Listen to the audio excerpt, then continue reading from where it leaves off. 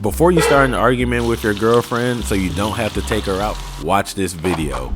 That meal that usually costs $200 at the restaurant, I'm gonna show you how to make it for a fraction of the cost and better. Guys, if you've ever gone to a restaurant's website and had to look at all the prices before you went there, just to make sure you didn't go over budget, this video is the one for you. So let's get cooking. Get a large to medium sized pot and fill it with water. It's boiling water, not much to it. If you can't do this by now, I'm not really sure what you can do, guys. We're gonna get these potatoes al dente before we start making them fancy. The type of potato you use is gonna be up to you. I chose some small gold potatoes because I think they look and taste the best.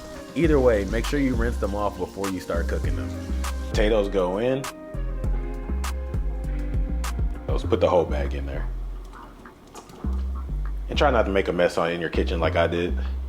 To start with the cream spinach, you're gonna dice up about 1/4 of an onion.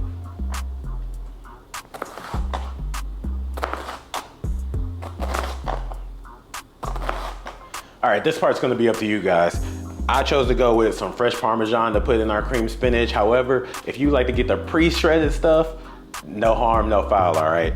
I don't blame you, to be completely honest. This is one of my least favorite things I do in the kitchen.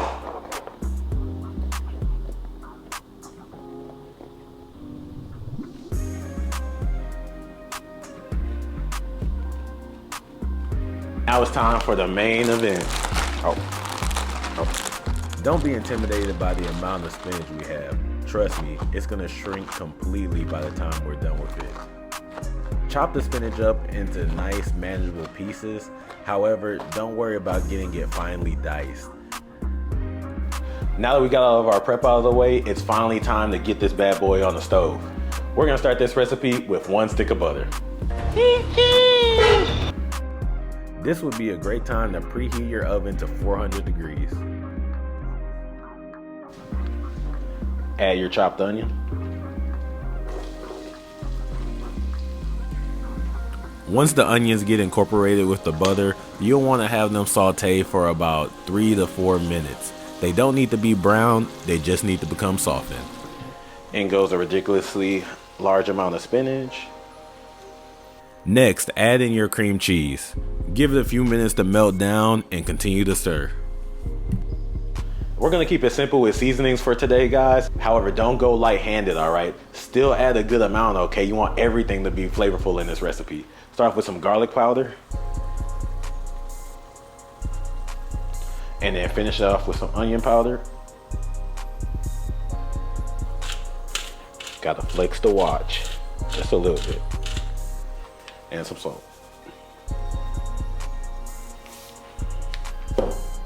If you're lactose intolerant, I definitely look away right now because we're gonna add in most of that Parmesan cheese. And just adding all of it just to make them mad. And then top it off with some heavy whipping cream. Keep stirring until everything combines into one. You'll want to cook this long enough so your mixture gets hot. However, don't let it get hot enough to the point where your cheese starts separating. So once your cream spinach is off the heat, you want to get a greased small pan like this and get as much as possible in there.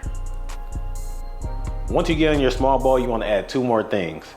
Get some more Parmesan cheese, which I did shred up off camera. You want that all over there.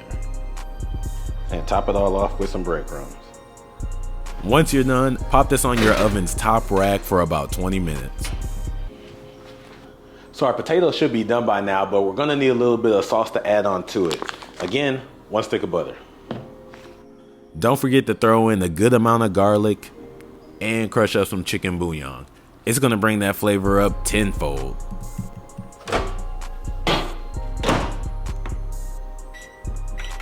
With your fork tender potatoes, lay them down on a foil pan. Then you're gonna simply use the bottom of a glass to get these smashed up.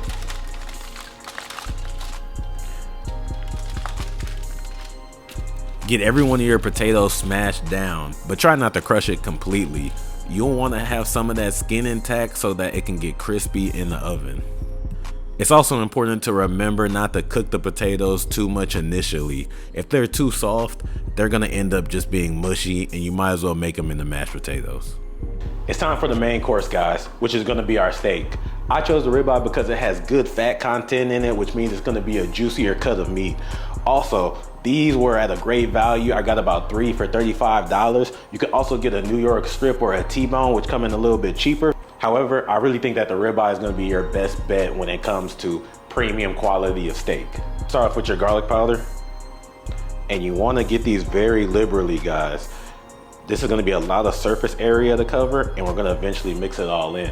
So you don't wanna have a steak that's left cooked to perfection, however, really bland. Onion powder. It wouldn't be me without a little slap your mama. Tiny bit of smoked paprika. Finally, some fresh cracked black pepper. Tell me when to stop.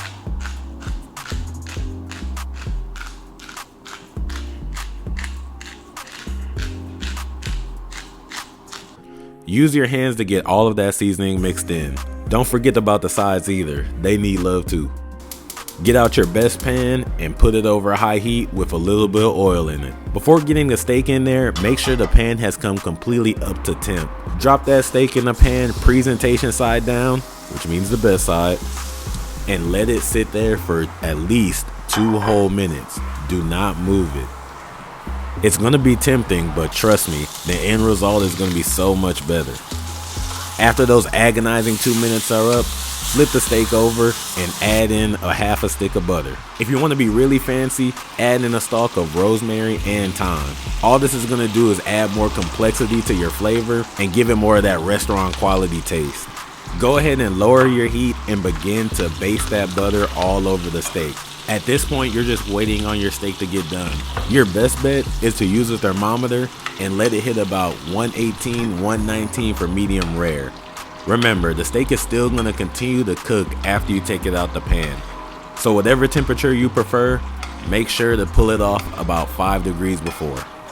And there you guys have it. You got your ribeye, your cream spinach, and your crispy potatoes. Thank you all for watching. It really means a lot to me. I hope you all have a good time with your boo. And please don't forget to subscribe and leave a like so you don't miss anything from the date night. All right, y'all, if I make this, you gotta like and subscribe, okay?